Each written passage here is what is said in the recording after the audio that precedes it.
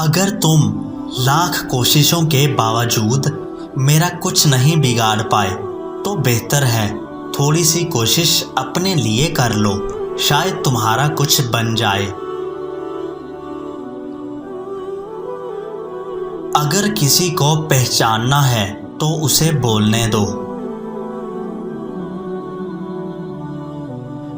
آپ کے ارد گرد کوئی مجبور، پریشان حال یا مصیبت زدہ ہے تو مت سمجھیں یہ اس کی آزمائش ہے، یہ آپ کی بھی آزمائش ہے۔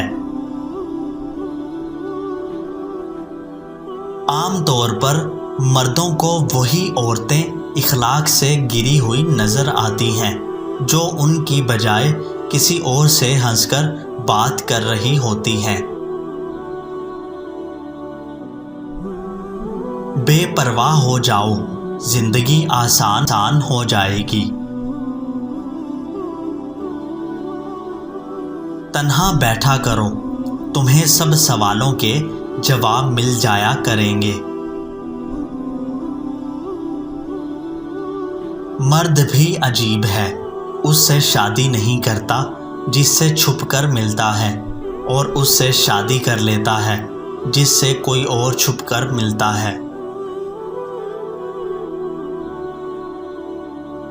زندگی میں موقع دینے والے کو دھوکہ اور دھوکہ دینے والے کو موقع کبھی نہ دینا۔ مرہم کے لالچ میں آ کر کسی کو اپنی دکھتی رگ کا پتہ دینا بھی بیوقوفی کے زمرے میں آتا ہے۔ بیوقوف مرد عورت کو کہتا ہے کہ چپ کرو، اور عقل مند مرد عورت کو کہتا ہے خاموشی تم پر بہت جچتی ہے۔ ہمیشہ خوش رہیں، خاص طور پر ان کے لیے جو آپ کو خوش دیکھنا نہیں چاہتے۔ پاؤں کو مٹی سے بچانے کا طریقہ جوتا پہننا ہے، نہ کہ سارے شہر میں قالین بچھانا۔ جتنا زیادہ سوچو گے اتنا زیادہ اذیت میں رہو گے، یا تو خود کو مضبوط کر لو یا مصروف کر لو۔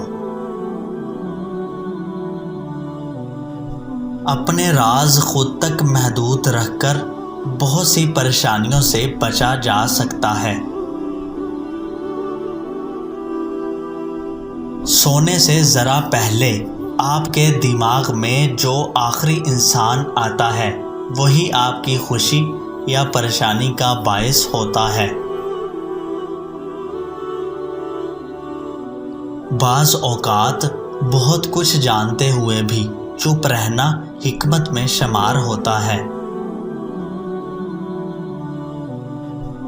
جب کوئی دل کے دروازے پر دستک دے تو دروازہ فوراً مت کھولا کریں۔ کچھ لوگوں کی عادتیں بچوں جیسی ہوتی ہیں، دستک دے کر بھاگ جاتے ہیں۔ آپ کا ذہنی سکون سب سے زیادہ قیمتی ہے۔ جب کوئی کیل بن کر مسلسل چبھنے لگے تو فوراً ہتھوڑی بنو اور اسے گاڑ دو۔ لوگ کیچڑ سے بچ کر چلتے ہیں تاکہ کپڑے خراب نہ ہوں، اور کیچڑ کو یہ گھمنڈ ہوتا ہے کہ لوگ اس سے ڈرتے ہیں۔ ہمارے ارد گرد بھی کچھ انسان اسی گمان میں رہتے ہیں۔ 10 میں سے 9 مشکلات سستی اور لاپرواہی کی وجہ سے آتی ہیں۔ زندگی میں اگر کوئی آپ کا کردار اٹھا کر چونک میں بھی رکھ دے تو اطمینان رکھو، اور یاد رکھو کہ جب تک اللہ نہ چاہے کوئی تمہارا کچھ نہیں بگاڑ سکتا، کیونکہ عزت اور ذلت صرف اللہ کے ہاتھ میں ہے۔ جب آپ غلطی پر ہوں تو غلطی تسلیم کر لیا کریں، اور جب آپ درست ہوں تو خاموشی اختیار کر لیا کریں۔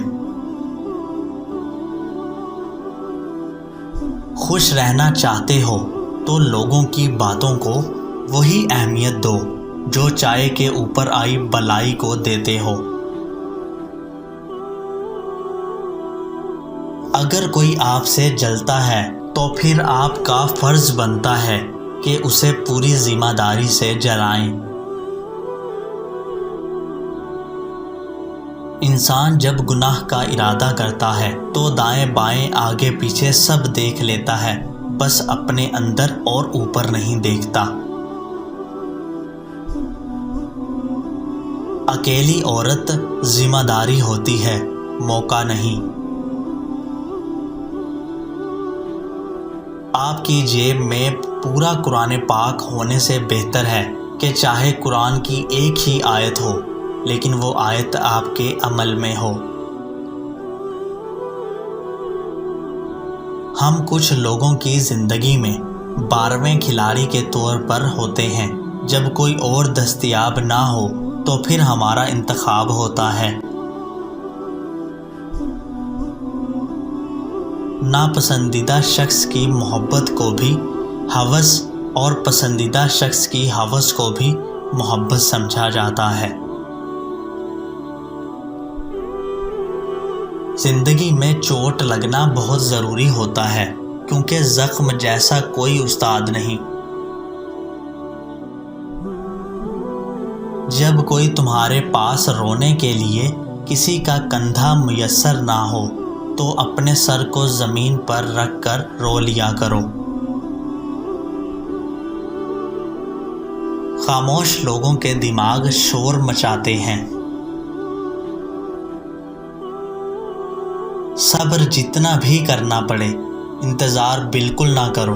انتظار صرف مردے کر سکتے ہیں، زندوں کے لیے صبر ہے، اور ویسے بھی انتظار کی صرف زحمت ہوتی ہے جبکہ صبر کا پھل ہوتا ہے۔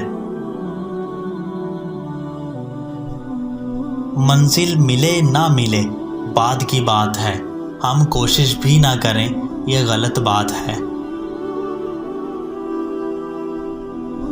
سو جانا انتظار کرنے سے بہتر ہوتا ہے۔ بدترین سبق ہمیشہ پسندیدہ ترین انسان دیتا ہے۔ چاہے کتنا ہی بوڑھا ہو مگر گھر کا سب سے مضبوط ستون باپ ہی ہوتا ہے۔ جس خاص کے لیے آپ خاص نہیں ہو اسے عام کر دو، اور جس عام کے لیے آپ خاص ہو اس عام کو خاص کر دو۔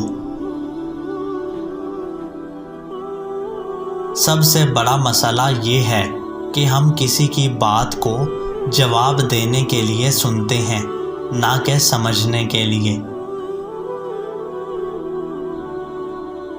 زندگی خوبصورت خود بخود نہیں بنتی، اس کی تعمیر روزانہ کی کوششوں اور دعاؤں پر ہوتی ہے۔